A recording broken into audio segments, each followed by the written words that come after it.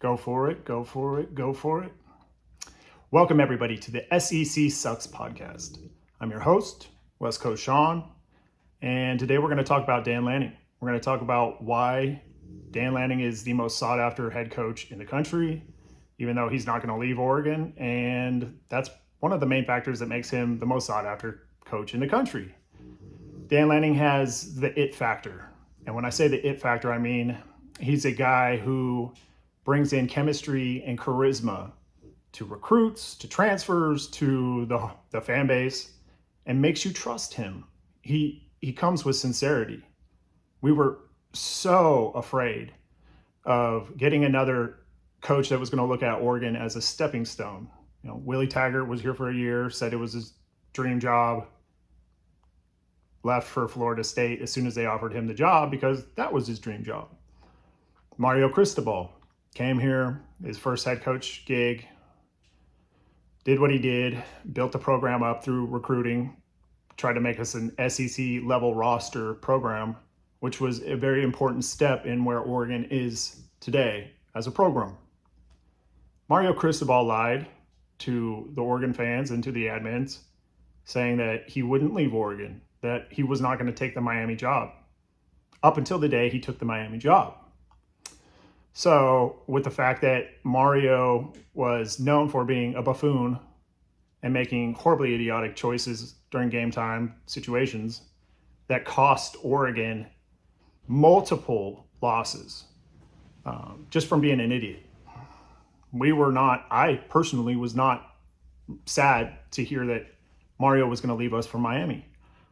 I was really disappointed in how he handled that whole situation, how he lied to the fan base, how he lied to the admins, and showed very, very, very low integrity.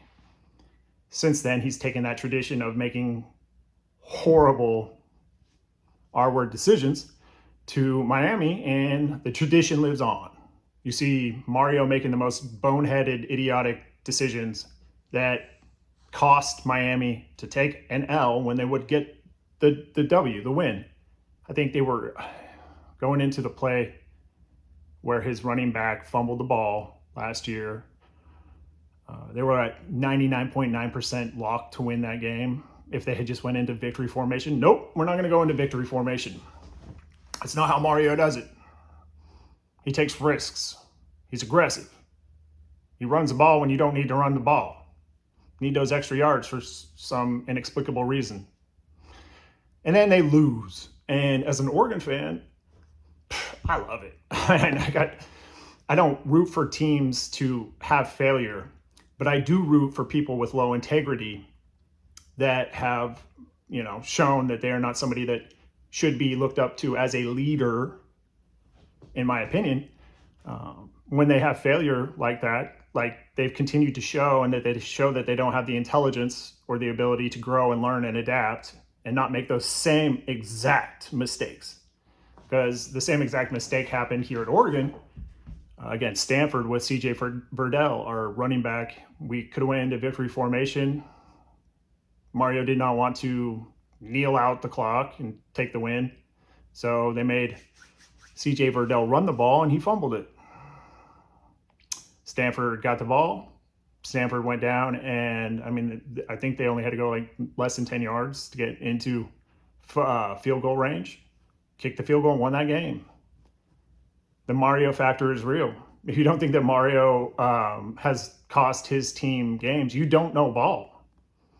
I don't have any belief really or fear as an Oregon fan that Miami is going to be a threat come the playoffs, if they make the playoffs. I mean, their schedule in the ACC is pretty cakewalk. And they're really high position right now in the rankings because you got to have some team from the South looking dominant, right? And the flash factor at Miami, they get a lot of media. They have a lot of attention nationally. So, yeah, it makes sense. Put them at number 2. That's okay.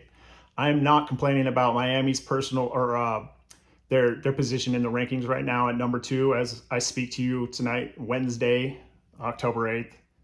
But I don't think they're going to do anything in the playoffs. I'm trying to keep my expletives minimal, if non-existent, because I want my mom to be able to watch this show. and not, cringe.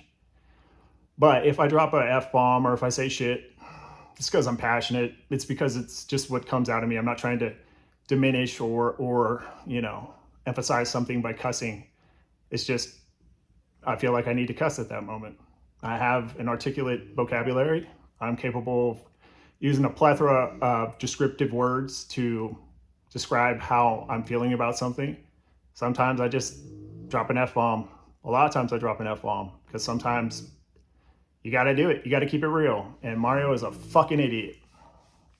So the Mario situation here at Oregon led to Oregon getting Dan Lanning. Thank God. As soon as Oregon announced that they were hiring Dan Lanning, I was elated. I knew what Kirby had done down in Georgia was very, very, very effective and dominant, and he built an elite program.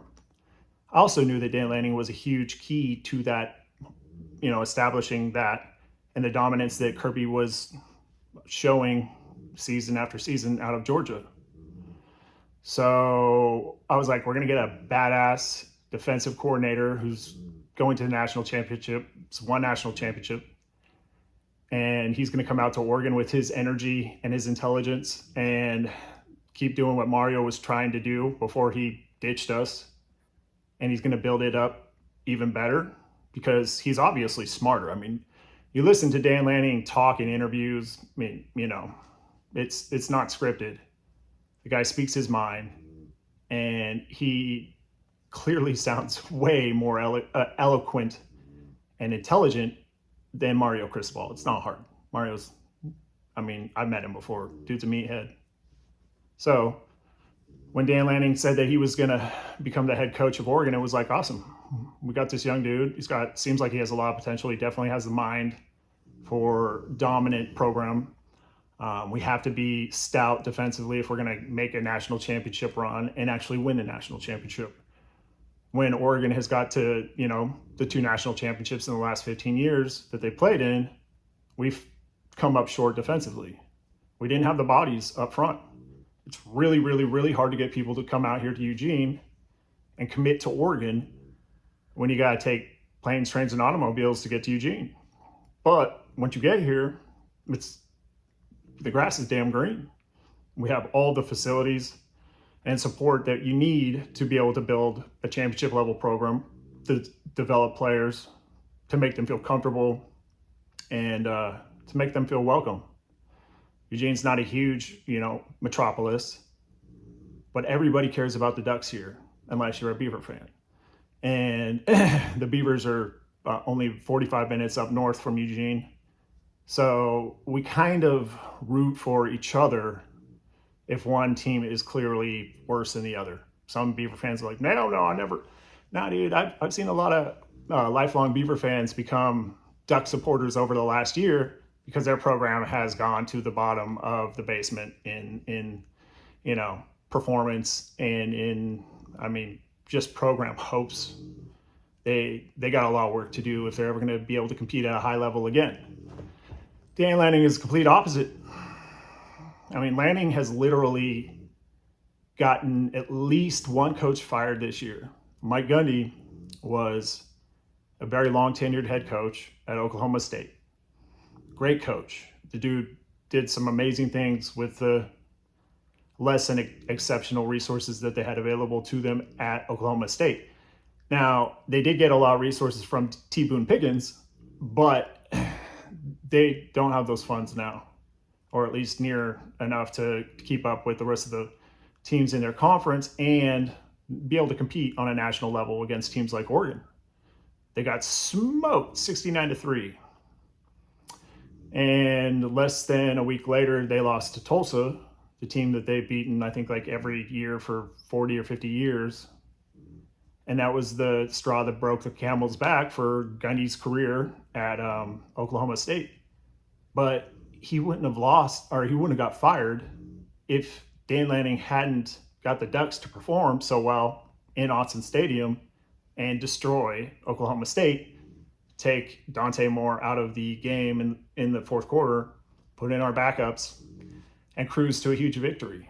And there's nothing that you can really say that makes you be able to describe the feeling for an Oregon fan when Dan Lanning proved his loyalty to Oregon and to Eugene by saying, I'm not going anywhere, when Nick Saban announced his retirement, and every single media member in the country said they have to get Dan Lanning. Alabama has to get Dan Lanning. It's number one dude on their list. They're going to be interviewing him. Reports are there's already jets out of Eugene, landing in Tuscaloosa. And as an Oregon fan, I was really, really, really worried because I thought, yep, another stepping stone coach, just using Oregon to get onto his next career goal. Well, Lanning put out a tweet and a video saying that the grass is damn green here in Eugene because he knew that the parents of the commits, especially this one mother who messaged him directly, asked him if he was going to leave. He said, no, I'm not going to leave. She says, well, there's reports coming out that you're going to leave. He said, well, what would make you comfortable to believe me and show that I have integrity and I'm going to do what I'm going to say? She said, could you put something out publicly? So he made the infamous, video saying, hey, I love it here in Eugene. The grass is damn green. I'm not going anywhere for a long time. It was like, yeah, oh my God. That's everything. It's beyond what I could have hoped for. I thought he was going to be in Bama for sure. And I think that loyalty that he showed at that point in time, when obviously he could have taken the Alabama job if he had wanted to. And that would have been an understandable career move for him at the time. The fact that he was loyal to Oregon and he stayed, just it set a new precedence for loyalty to a program in this modern era that no other coaches has displayed. And Lanning is utilizing the trust and the goodwill he built up from making that move and being true to his word to pull in 5-star recruit after 5-star recruit after 4-star recruit after 4-star recruit after, high-level 3-star recruits that he can develop into, really, really talented players. And to keep the coaching staff intact as much as he has, obviously losing Kenny Dillingham to Arizona State, which was Kenny's alma mater, was very understandable at the time. And you see how much success he's having now, and I root for Kenny Dillingham. I mean, that's where you met your wife. That's where your family is. Go do your thing, bro. Succeed. But getting Will Stein to be the OC here was one of the most brilliant coaching moves in Oregon history. And obviously, there's a ton of talk about Will Stein's longevity here at Oregon. There's a lot of belief that he's going to move on to a head coaching job sooner rather than later. And it makes perfect sense. I wouldn't fault him or naysay the people that are saying that that's going to happen eventually, because it will happen eventually. I mean, a guy that's as highly regarded and respected as him is going to seek out, the next step in his journey and get a way bigger payday as being a head coach eventually. Tosh Lupoi is awesome. I mean, he's totally undervalued. And I loved when Lanning took the time to talk about Tosh and his work ethic in this last Ducks versus them. It was amazing. I mean, he deserves the flowers. And I think it's something that is probably the least talked about thing in our program is how good Tosh Lupoi is. Tosh is, he may not be the best defensive coordinator in the country, but I bet he works as hard as any of the rest do. And he is finally getting the players that are going to be working and fitting in his schemes to be able to succeed at the highest levels. He's, he took Alabama's defensive schemes and tweaked them slightly, and he's trying to utilize those and implement those here at Oregon, and he's having great success. And I think he's just going to continue to have success. So with all of that continuity, with all of the success that they're building year after year after year, showing how they can develop players, Lanning proved it right off the bat by having Bo Nix transfer to Oregon the same year that he was going to be the head coach, because he knew Bo Nix was a stud. He knew the culture at Auburn was toxic.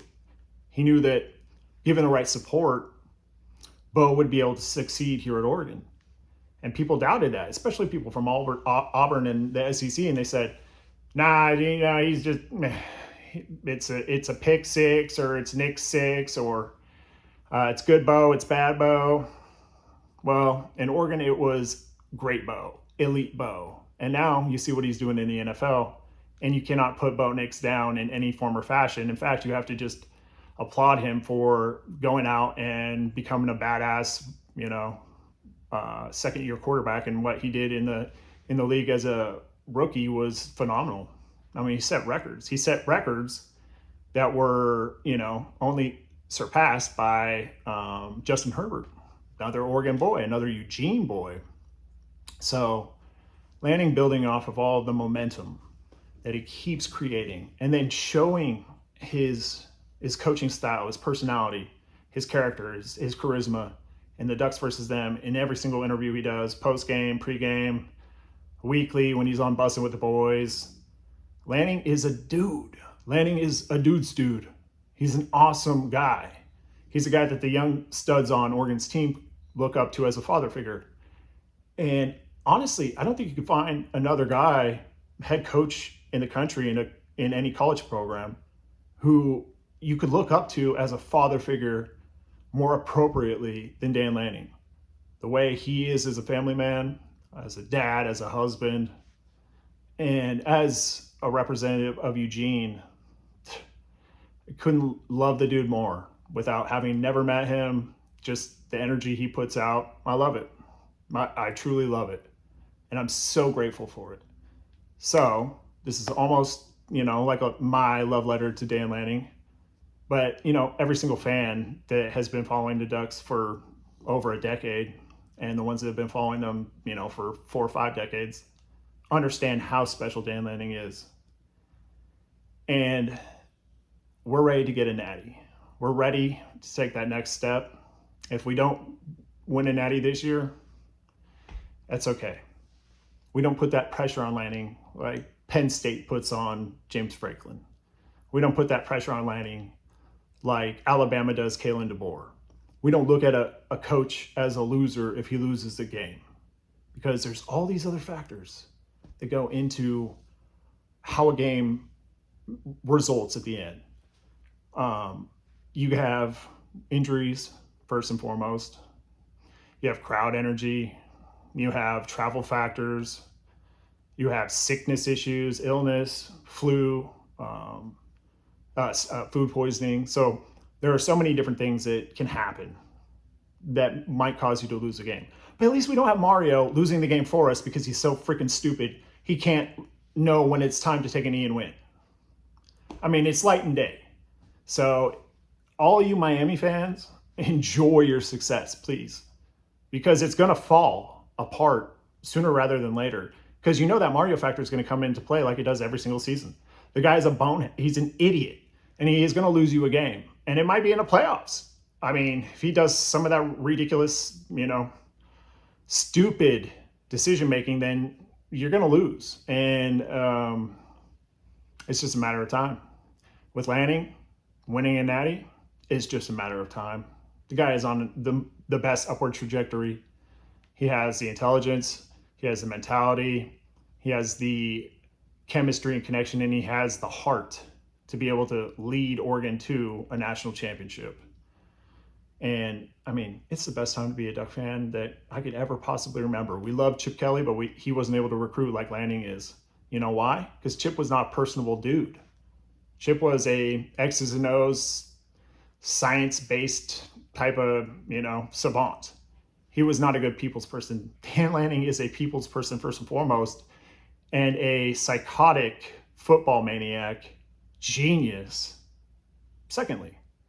I mean, those are the priorities you need to look for in a head coach.